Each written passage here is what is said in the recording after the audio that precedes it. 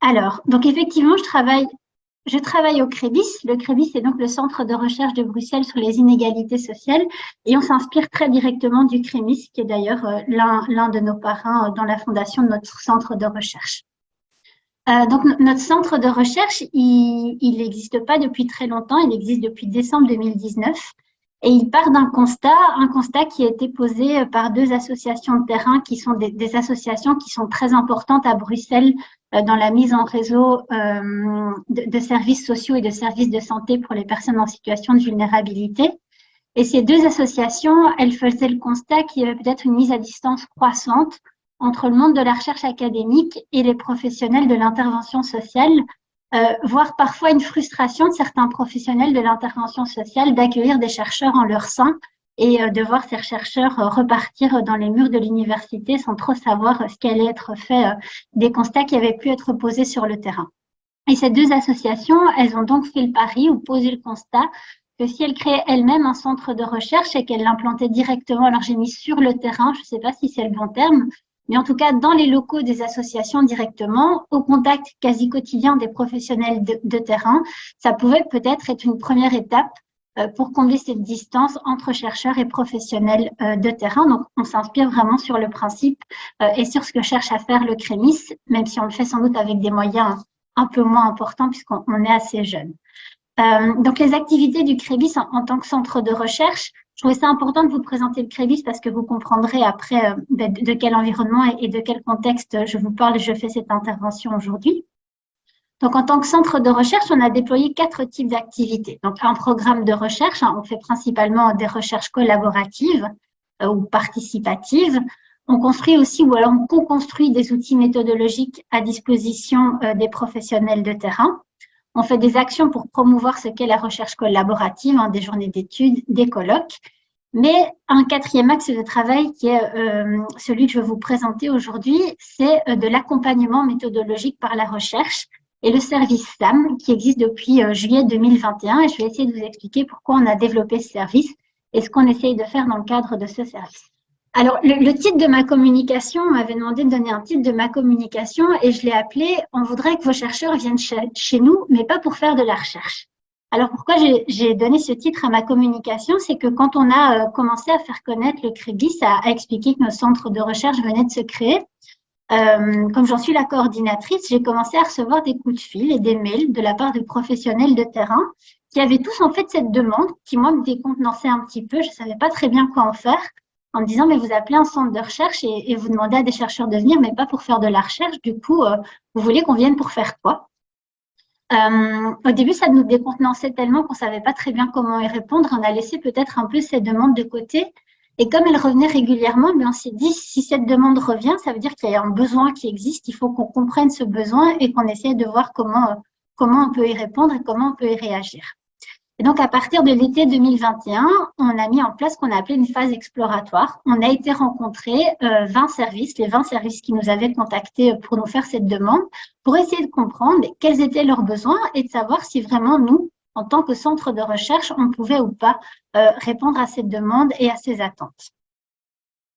Alors, qu'est-ce que le service d'accompagnement méthodologique? Donc, en théorie, notre objectif général, c'est vraiment de soutenir et d'aider les professionnels de terrain dans la capitalisation et la formalisation de leur savoir. En fait, on reçoit 5 types de demandes, en tout cas on les a catégorisées comme ça dans le cadre de SAM. C'est des demandes qui concernent le besoin des professionnels de mieux connaître les besoins de leur public, de mieux connaître leur territoire. Alors en Belgique, pour le moment, il y a vraiment une forte pression de la part des pouvoirs politiques à construire des diagnostics de territoire. Donc les professionnels demandent d'être aidés dans la co-construction de ces diagnostics, à mieux définir ces pratiques professionnelles, souvent avec un objectif de les modifier, de les ajuster, de les changer, ces pratiques professionnelles, d'évaluer des projets qui sont en cours, et puis peut-être une demande plus générale qui était de mieux appréhender son cadre d'intervention, d'essayer de mieux comprendre l'environnement politique dans lequel on intervient, éventuellement avec un objectif de plaidoyer aussi, de plaidoyer politique, donc de reprendre un rôle politique par rapport à ses pratiques et son intervention. Donc, qu'est-ce qu'on fait concrètement dans SAM? Alors, on déploie ce qu'on appelle des espaces réflexifs. Donc, ça, c'est un grand mot pour dire qu'en réalité, on essaie d'organiser des séances de travail. Je vais vous expliquer après ce que ça veut dire. Ces espaces réflexifs, donc, ils sont accompagnés, encadrés par 1 ou 2 accompagnateurs-chercheurs qui sont engagés dans le cadre du CREBIS. Et c'est vraiment de dégager du temps et aussi des lieux dans lesquels les professionnels vont pouvoir réfléchir sur leurs pratiques. Alors, ça ne veut pas dire qu'ils ne peuvent pas le faire sans nous, mais le fait d'avoir mis en place SAM et de mettre régulièrement des séances de travail en place, ces professionnels nous disent que ça leur permet vraiment, mais comme vous le disiez tout à l'heure, Amélie, de sortir le nez du guidon. Alors, je ne sais pas si c'est une expression française ou belge, mais en tout cas, nous, on l'utilise aussi. Donc, c'est vraiment de prendre de la distance par rapport à sa pratique dans des espaces qui sont prévus pour. Ces espaces, ils vont reposer sur 3 piliers. Des apports théoriques, donc c'est-à-dire que les chercheurs vont essayer d'apporter des éléments théoriques pour nourrir la réflexion. Alors, on n'est pas forcément toujours des spécialistes du terrain sur lequel on va intervenir, parce qu'on peut intervenir sur vraiment des terrains très, très diversifiés. Mais l'expertise commune qu'on a, c'est l'expertise concernant les inégalités sociales. Et donc, c'est vraiment sur cette question-là qu'on essaie d'amener des apports théoriques. On essaye aussi de mettre à disposition et de former les professionnels dans l'appropriation d'outils méthodologiques. Je vous expliquerai après quels outils méthodologiques on mobilise. Mais l'idée, c'est pas juste de leur présenter un outil méthodologique, c'est vraiment de les aider à comprendre comment cet outil fonctionne pour qu'eux-mêmes puissent l'appliquer et se l'approprier dans leur pratique. Et puis aussi, c'est des questions sur la posture du chercheur. Qu'est-ce que ça veut dire de faire de la recherche ou de se mettre en recherche, comme Bonnie peut le théoriser. Donc, SAM en pratique, c'est des accompagnements qui vont durer 1 an. Alors, la durée de l'accompagnement, c'est un élément sur lequel on a beaucoup discuté avec les professionnels. Il y avait vraiment une volonté d'avoir un accompagnement dans le temps long aussi pour se permettre de se connaître, de se faire confiance, parce que c'est pas toujours facile de déployer la réflexivité sur sa pratique devant des chercheurs qu'on connaît pas encore. Et puis 1 an, ça permettait quand même de respecter le rythme des professionnels et d'éviter l'épuisement, puisque un des objectifs aussi, c'est d'avoir un livrable, donc un produit qui arrive au bout d'1 an d'accompagnement, un livrable qui peut être diversifié, qui peut être une fiche projet, qui peut être un rapport de recherche, qui peut être une publication, mais en tout cas de se dire à quoi on veut arriver au bout d'1 an. Donc, c'est des séances de travail qui durent entre 2 et 3 heures, donc souvent une demi-journée, à une fréquence variable, mais en général, en moyenne, les accompagnements, dans le premier modèle, ils vont comprendre entre 10 et 15 séances sur l'année et dans des accompagnements un peu plus intenses, entre 25 et 30 séances sur l'année. Donc, c'est quand même de l'intensif tant pour les professionnels que pour les chercheurs parce qu'en fait, ça veut dire qu'on va se voir toutes les 2 semaines pendant 1 an. À chaque séance, on fixe un objectif pour la séance prochaine et donc il y a un fil rouge qui est donc ce que je vous disais, la négociation autour d'un livrable final, à quoi on veut aboutir au bout d'1 an d'accompagnement. Donc, SAM en pratique, donc quelles sont les étapes du processus d'accompagnement? On peut modéliser 7 étapes. La première, c'est la clarification de la demande. Généralement, il nous faut bien 2-3 séances de travail ensemble pour en fait savoir, mais comme un des intervenants le disait, quelles sont les questions en fait qu'on se pose, quelles sont les questions auxquelles les professionnels veulent vraiment pouvoir répondre. Et en fait, on s'est rendu compte que ça prenait énormément de temps. Donc, on se voit déjà 2-3 fois avant que l'accompagnement commence. Mais généralement, on doit encore consacrer 2-3 séances d'accompagnement avant de déterminer quels sont les objectifs de cet accompagnement, quels sont les besoins en termes d'accompagnement et quelles sont les questions in fine auxquelles on veut répondre. Une deuxième étape, c'est une réflexion autour des principes de la recherche collaborative. Alors, on l'a mis comme étape, mais en fait, c'est un fil rouge pour nous dans nos accompagnements, puisque l'idée, c'est qu'à chaque fois qu'on essaye de faire de l'accompagnement, on va essayer de mettre en dialogue différentes formes de savoir, le savoir des chercheurs, le savoir des professionnels et autant que possible aussi le savoir expérientiel, donc le savoir des personnes qui sont directement concernées par les questions étudiées. La co-construction d'un protocole méthodologique, des outils de collecte de données et aussi de la co-analyse des données. Donc ça, c'est intéressant, les professionnels, ils sont souvent intéressés à ce qu'on construise un outil avec eux, mais quand on leur dit on va aussi analyser ensemble les données, ils ont plutôt l'impression que ça, c'est le travail des chercheurs. Et alors nous, on leur dit, ben non, dans le cadre de l'accompagnement, on va analyser ensemble les données, sinon on n'irait pas jusqu'au bout du chemin ensemble. La réalisation du livrable et aussi l'évaluation du dispositif d'accompagnement, puisqu'on fait ça depuis 18 mois. Et donc, l'idée, c'est aussi de voir comment on peut s'améliorer et changer les choses ensemble. Pour comprendre concrètement, donc je vous ai prévu deux petits exemples, si j'ai le temps de les présenter tous les deux. Le premier exemple, c'est l'accompagnement d'une ASBL qui s'appelle Rhizome, qui est donc un service d'aide aux justiciables. Alors, on appelle ça comme ça en Belgique, je ne sais pas comment on appelle ça en France et au Québec. Mais donc, c'est une ASBL qui aide les détenus et les sortants de prison. Et cette ASBL, elle s'est rendue compte, elle a posé le constat que dans la question de la sortie de prison, ce qui était souvent compliqué, l'obstacle principal, c'était le retour en logement, le fait de pouvoir trouver un logement et d'être accompagné pendant les premiers mois de retour en logement.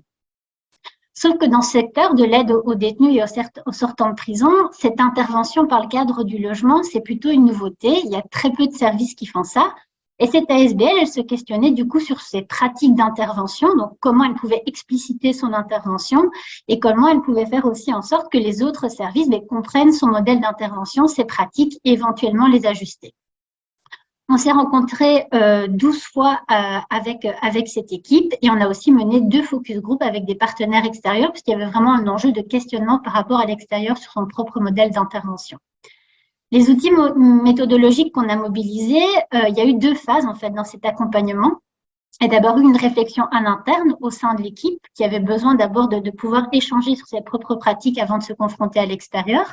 Donc, on a fait à la fois des récits de pratique, hein. On a appliqué la méthode d'analyse en groupe, comme ça vous a été présenté. On a fait du photolangage pour travailler la question des représentations. Et puis, c'était comme si c'était une phase de préparation pour aller vers la phase 2, qui était plutôt une phase tournée vers des acteurs extérieurs, où on a principalement mené ensemble des focus group, donc qui étaient co-animés par un chercheur du CREBIS et par un membre de l'ASBL. Et enfin, une phase 3, qui était des entretiens avec des locataires, avec une co-construction du guide de la grille d'entretien. Donc là, il y a eu un choix méthodologique et une demande de l'ASBL en disant, en fait, c'est les personnes que nous, on accompagne, donc on ne se sent pas d'être en position de chercheur et d'aller faire les entretiens avec eux. Donc, c'est les chercheurs qui ont fait les entretiens, mais la grille d'entretien a été construite par les professionnels.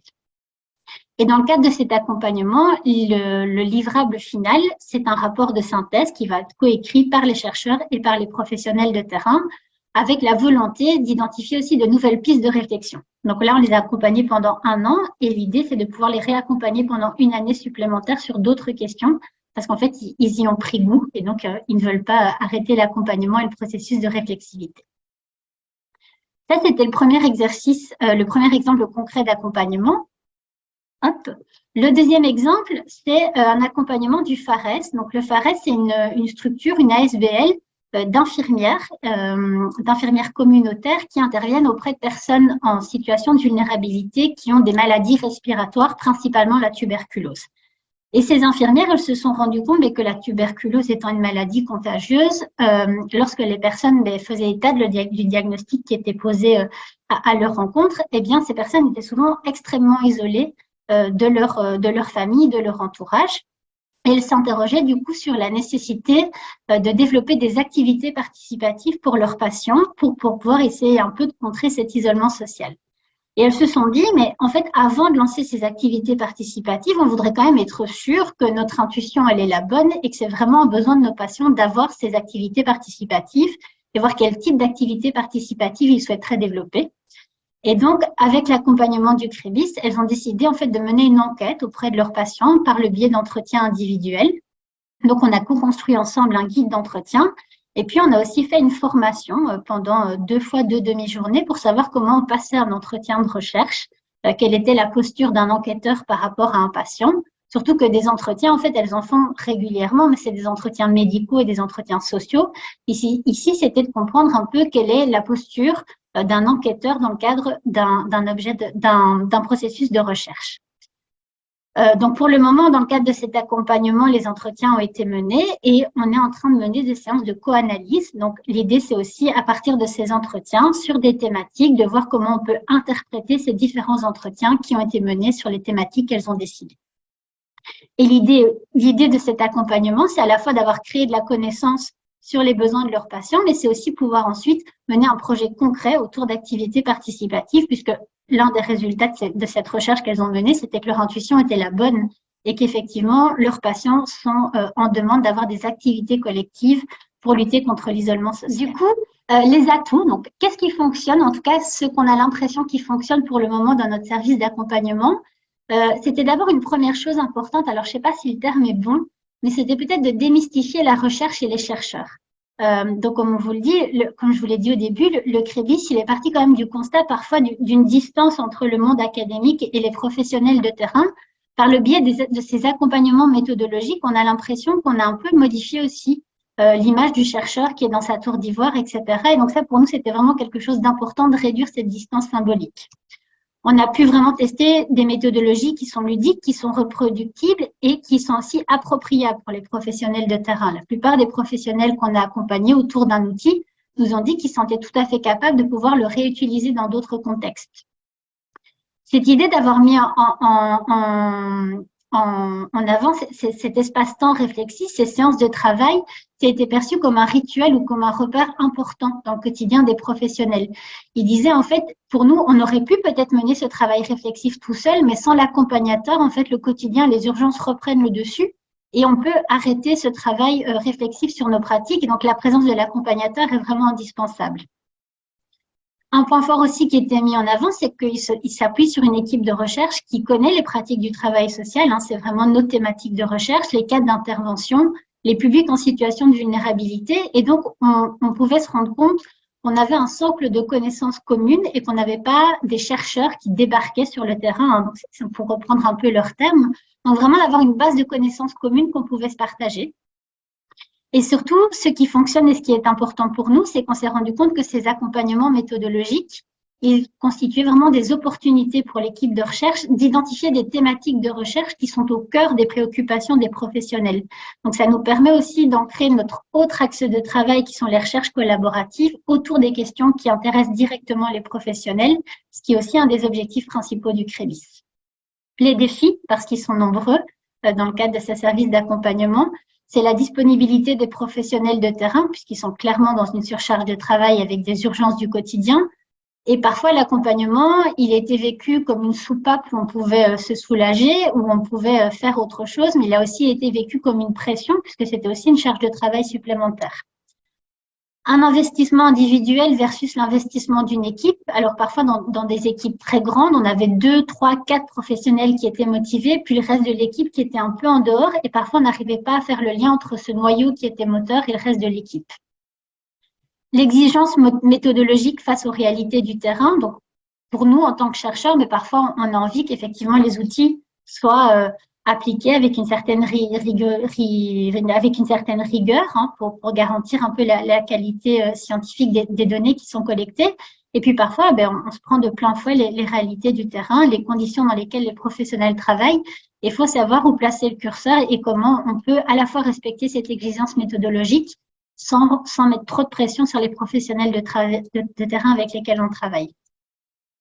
Une question aussi qui nous travaille beaucoup, c'est que les professionnels de terrain qui sont venus chercher l'équipe du CREBIS avaient cette volonté d'être légitimés par le chercheur. Alors autant on pense que les processus de recherche peuvent légitimer parce qu'ils permettent de construire du savoir par des outils méthodologiques qui sont validés.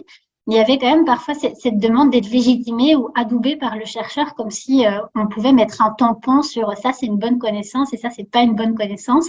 Positionnement, bien sûr, qu'on veut pas avoir. Et donc, parfois, ça nous met dans des situations un peu difficiles. Et un autre défi qui était aussi important pour nous, c'est de maintenir une posture d'accompagnateur et pas reprendre la place du chercheur, mais parce que parfois, les questions qui étaient mises en avant étaient vraiment intéressantes pour nous et on aurait bien aimé, en fait, en tant que chercheur, se dire, mais moi aussi, je vais collecter des données, moi aussi, je peux analyser. Et donc, de bien rester dans une posture d'accompagnateur où le projet reste bien celui des professionnels et pas le nôtre. Et donc, en conclusion, donc dans un contexte de crise, donc le travail social, en tout cas en Belgique, mais je pense que c'est le cas dans les autres pays, le travail social est vraiment mis sous pression avec des crises à répétition. On a l'impression que d'avoir déployé de tels espaces réflexifs, ça a vraiment été une opportunité pour nous de remettre la recherche au service du terrain, de permettre aux professionnels aussi de prendre un rôle politique, c'est-à-dire de vraiment se saisir des questions qui les concernent et de pouvoir créer eux-mêmes de la connaissance sur ces questions. Et ça, pour nous, ça constitue aussi un véritable enjeu épistémologique dans la co-construction de savoirs inédits sur des thématiques de l'inégalité sociale dans le cadre de cet accompagnement méthodologique.